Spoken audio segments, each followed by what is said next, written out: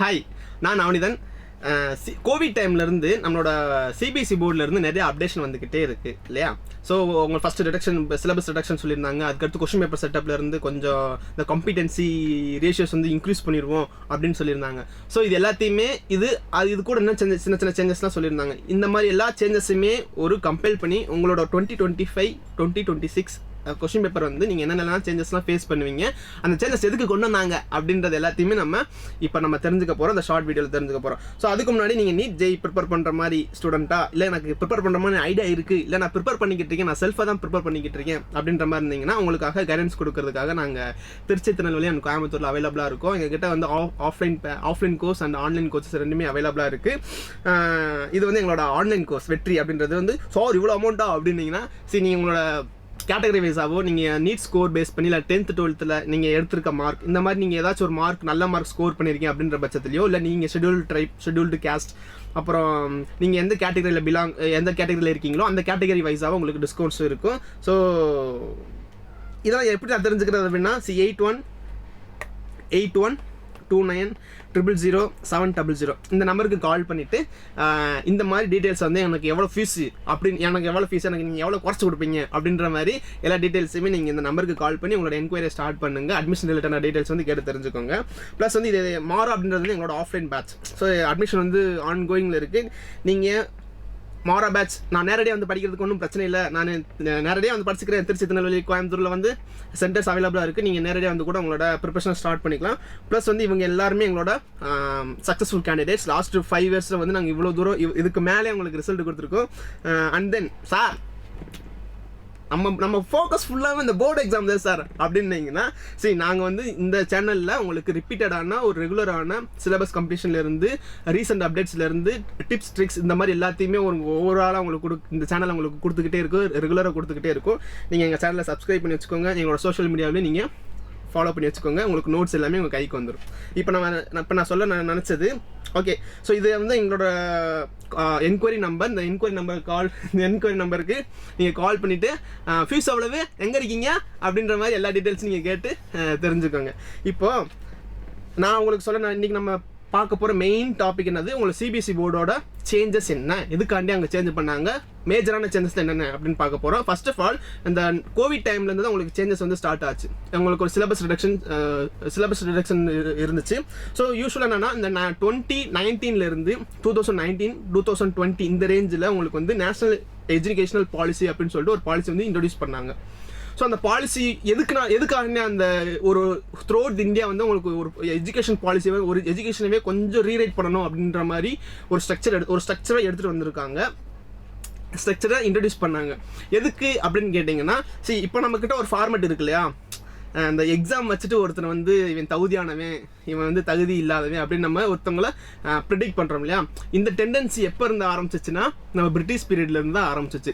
நான்லாம் நாங்கள் ஸ்கூல் படிக்கும்போது நமக்குலாம் ஒரு இது இருக்கணும், அந்த எக்ஸாம் மட்டும் எவன்டா கண்டுபிடிச்சான் அப்படின்ற மாதிரி உங்களுக்கு தோணும் இல்லை. நான் படிக்கும்போது எனக்கு நிறையா தாட்டி தோணியிருக்கு. அது யாருன்னு தெரியும். ஆக்சுவலாக இந்த மாதிரி ஒரு எக்ஸாம் சிஸ்டத்தை இன்ட்ரடியூஸ் பண்ணது வந்து நம்மளோட பிரிட்டிஷ் பீரியட்ல இருந்து தான் நமக்கு இன்ட்ரடியூஸ் பண்ணியிருக்காங்க. ஸோ இந்த டைமில் இட்ஸ் அரவுண்டு ரொம்ப வருஷம் ஆச்சு, 75 வருஷத்துக்கு மேலே ஆயிடுச்சா நம்ம இண்டிபெண்டன்ஸ் வாங்கி. ஸோ இந்த டைமில் வந்து அந்த ஃபார்மேட்லேருந்து நமக்கு ஒரு சின்ன ரீரைட் பண்ணக்கூடிய டைம் தான் இது. ஸோ அதனால நமக்கு வந்து இந்த நேஷனல் எஜுகேஷன் பாலிசியை வந்து இன்ட்ரடியூஸ் பண்ணியிருந்தாங்க நம்மளோட கவர்மெண்ட். ஸோ இதன் வழியாக தான் நமக்கு சிலபஸ் ரிடக்ஷன்ஸ், பேட்டர்னோட சேஞ்சஸ்லாம் இருந்துச்சு.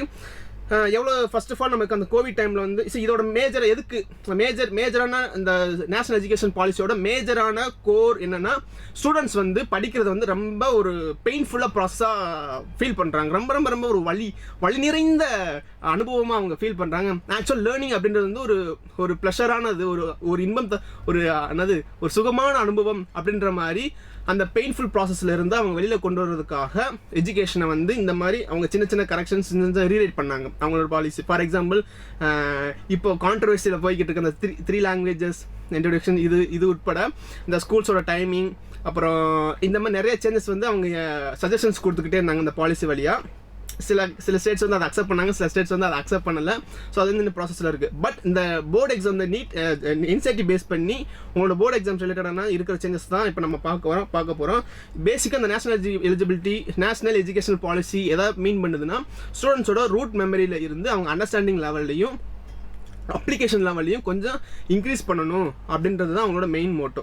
சரிங்களா? ஸோ இதுக்காண்டி தான் நிறையா சேஞ்சஸ் வந்து கொண்டு வந்திருக்காங்க. பேட்டர்ன் எக்ஸாம் பேட்டர்ன்லேயே நிறைய சேஞ்சஸ் வந்து கொண்டு வந்திருக்காங்க. அண்ட் தென்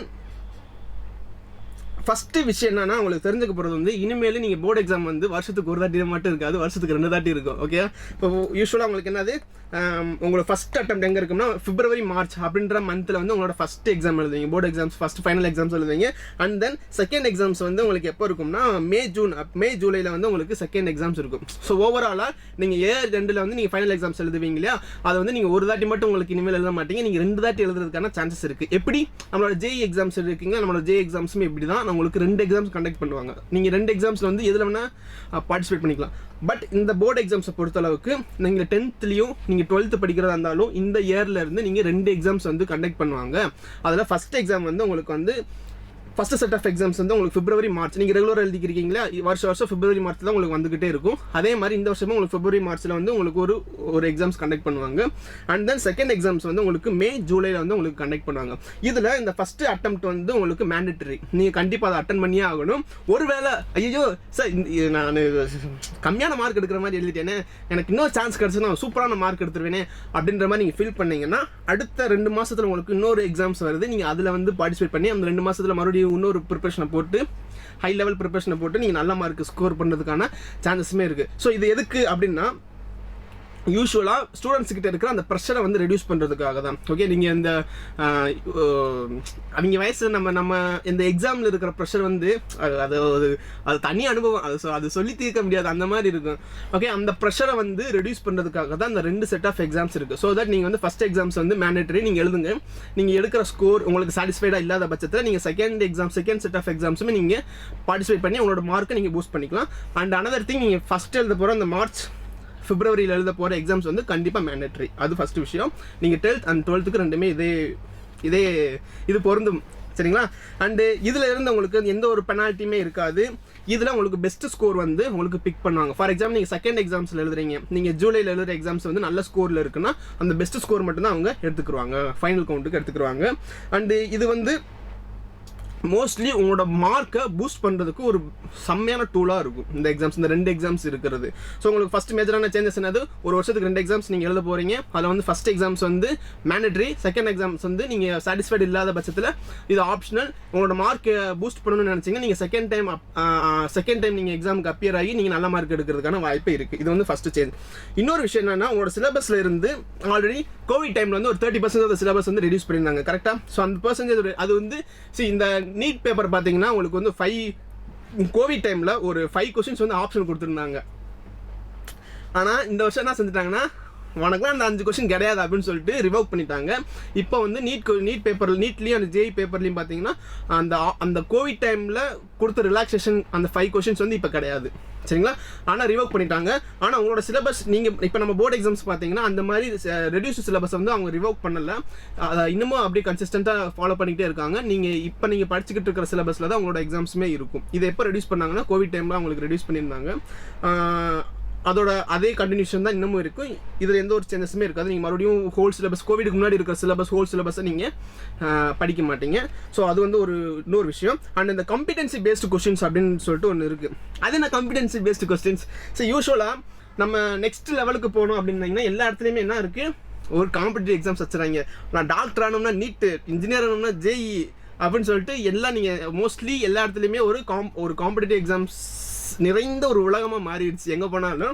ஸோ இந்த காம்பிடென்சி அப்படின்றத வந்து நம்மளோட எஜுகேஷனில் வந்து இன்கார்பரேட் பண்ணணும் அப்படின்றனால உங்களோட அரௌண்ட் ஒரு 50% ஆஃப் த கொஷின்ஸ் வந்து எப்படி இருக்கும்னா மோஸ்ட்லி ஒரு அப்ளிகேஷன் ஓரியன்டாகவும் ஒரு கிரிட்டிக்கல் திங்கிங், அனாலிட்டிக்கல் பேஸ்டாக இருக்குது. அந்த ரீஜனில் தான் உங்களுக்கு அந்த கொஷின்ஸ் வந்து ஃப்ரேம் பண்ணுவாங்க. இது எல்லாத்தையுமே நம்ம எப்படி சொல்லுவோம்னா காம்பிடென்சி பேஸ்டு கொஸ்டின்ஸ் அப்படின்னு சொல்லுவோம். சரி, ஓவரால் நீங்கள் ஒரு 33 கொஷின்ஸ் உங்களுக்கு இருக்குன்னா மோர் தென் 15 கொஸ்டின்ஸ் 16 கொஸ்டின்ஸ் 17 கொஸ்டின்ஸ் வந்து உங்களுக்கு எப்படி இருக்கும்னா ஒரு எக்ஸாம் காம்படிட்டிவ் எக்ஸாம்ஸில் உங்களுக்கு எந்த டெண்டன்சியில் கேட்பாங்க, உங்களை எப்படி உங்களை யோசிக்க வச்சு உங்களுக்கு ஒரு ஆன்சர் கொடுக்க சொல்லுவாங்க அப்படின்ற மாதிரி இருக்கும் இல்லையா. அந்த மாதிரியான காம்பிடென்சி பேஸ்டு கொஸ்டின்ஸை மோர் தென் 50% வந்து உங்களுக்கு இருக்கும். இனிமேல் இருக்கணும். அப்படி தான் இருந்துச்சு லாஸ்ட் இயர், அதே மாதிரி தான் இந்த வருஷமும் அவங்க ஃபாலோ பண்ணுறாங்க.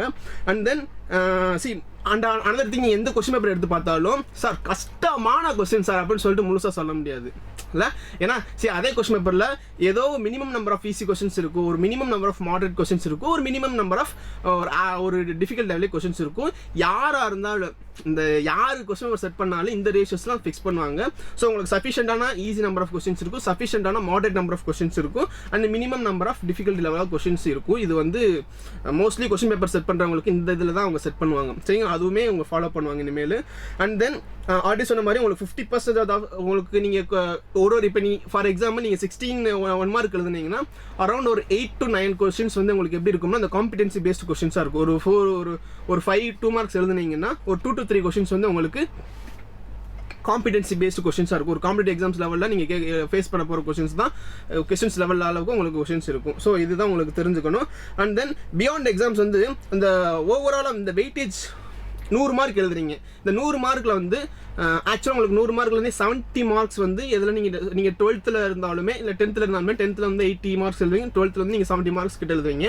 ஸோ ஓவராலாக உங்களோட ரேஷியோஸ் வந்து 20 to 30% ஆஃப் ரேஷியோஸ் வந்து உங்களுக்கு எதில் கிடைக்கும்னா இன்டர்னல் மார்க்கில் உங்களுக்கு கொடுத்துருவாங்க. ஸோ அந்த இன்டர்னல் மார்க்கில் எங்கேருந்து எடுப்பாங்க அப்படின்னா நீங்கள் ரெகுலர் அட்டண்டன்ஸு, ப்ராக்டிகல்ஸ், நீங்கள் லிசனிங் கேப்பபிலிட்டி, நீங்கள் டீச்சர்ஸ் கூட எவ்வளவு மரியாதையாக ஒரு ஒபீடியண்ட்டாக இருக்கீங்க, இது எல்லாத்தையுமே இந்த இன்டர்னல் அசஸ்மெண்ட்டில் கொடுத்துருவாங்க. மார்க்கை கன்வெர்ட் பண்ணி கொடுத்துருவாங்க. நீங்கள் பேப்பர் ஒர்க்கில் எழுத போது ஒரு 70 மார்க் அந்த 80 மார்க் வந்து நீங்கள் பேப்பர் அதாவது எக்ஸாம்ஸ் எழுதுவீங்க. ஸோ இந்த ரேஷியோஸ் தான் உங்களுக்கு இருக்கும். அண்ட் தென்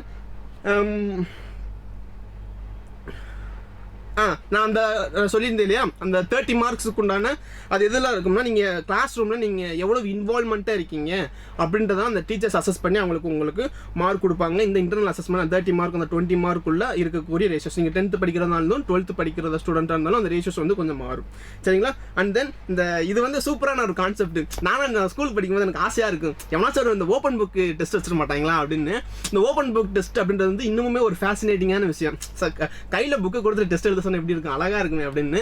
ஆக்சுவலாக என்னன்னா உங்களுக்கு இந்த சிபிஎஸ்சி போர்டு வந்து 9th and I think 11th ஸ்டூடெண்ட்டுக்கு வந்து ஒரு குறிப்பிட்ட ஸ்டூடெண்ட்ஸுக்கு செட் ஆஃப் ஸ்டூடெண்ட்ஸுக்கு வந்து இதை வந்து இம்ப்ளிமெண்ட் பண்ணியிருக்காங்க, அதை டெஸ்ட் பண்ணியிருக்காங்க. விச் மீன்ஸ் இது ஒர்க் அவுட் ஆகுதா அப்படின்ற மாதிரி.